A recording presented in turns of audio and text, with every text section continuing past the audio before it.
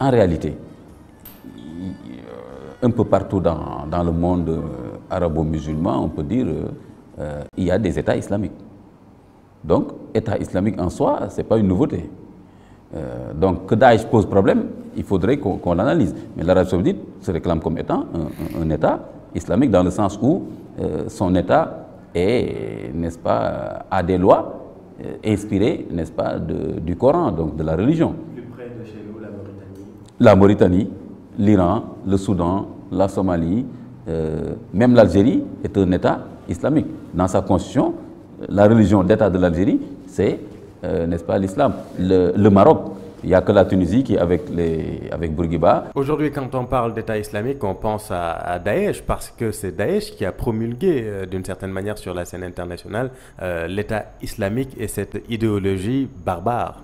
Oui, peut-être que là, comme je l'ai dit tout à l'heure, hein, l'Algérie a promulgué l'État islamique, puisque dans sa constitution, on dit que la religion d'État, c'est l'islam. Donc c'est un État islamique. Le Maroc, commandeur des croyants, Amirul Mu'minin, donc c'est un État islamique. L'Arabie saoudite s'appelle l'Arabie saoudite, mais etc. Mais par contre, Daesh, pourquoi est-ce qu'on parle de l'État islamique de Daesh? C'est parce que Daesh est en conflit avec, n'est-ce pas, particulièrement les Occidentaux et les Russes. Daesh a gagné donc cette bataille en créant la confusion dans la tête des gens, en proclamant l'État islamique.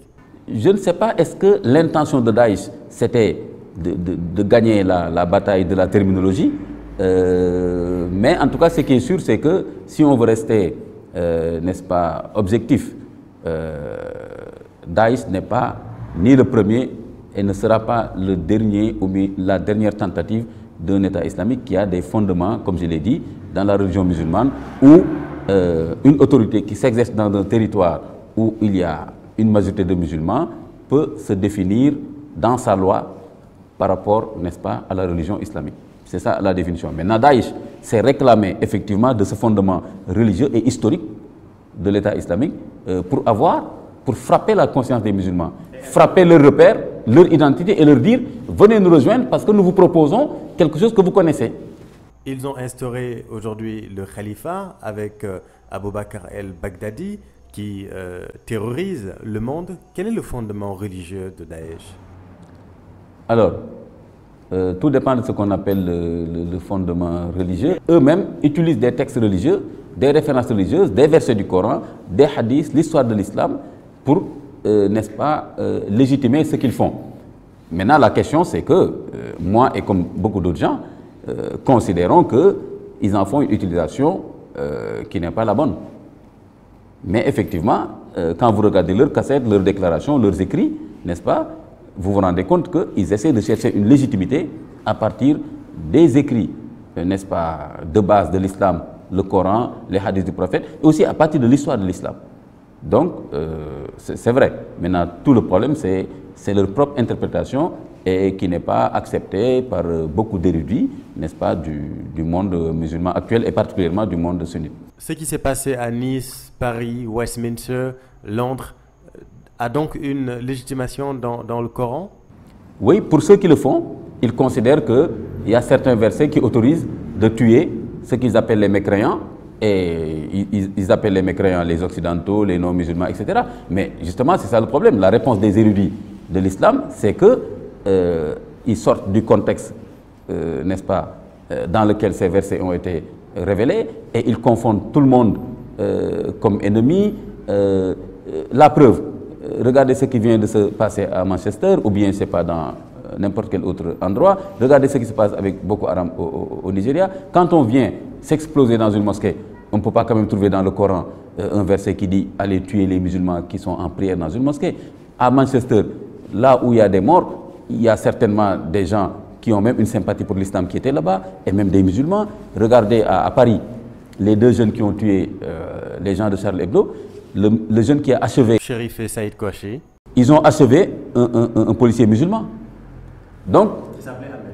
Voilà. Donc, on ne peut pas trouver dans le Coran des justificatifs à ce genre de massacre sans discernement. Par contre, utiliser la force pour légitime défense ou pour protéger un territoire, n'est-ce pas, qui appartient aux musulmans, a des justificatifs reconnus par tous les érudits. Mais l'islam tolère pas le terrorisme, en tout cas qui est pratiqué dans le monde. Non, non, non, parce que je donnerai rapidement seulement deux commentaires sur deux fondements. Le califat, justement vous avez parlé du califat. Le califat authentique, originel, a ses fondements dans l'islam, parce que c'est une question juste de responsabilité. Et le fondement du califat dans l'islam, que j'appelle moi une politique de civilisation, hein, le califat originel du Coran, c'est une politique de civilisation, donc pas une politique de la barbarie.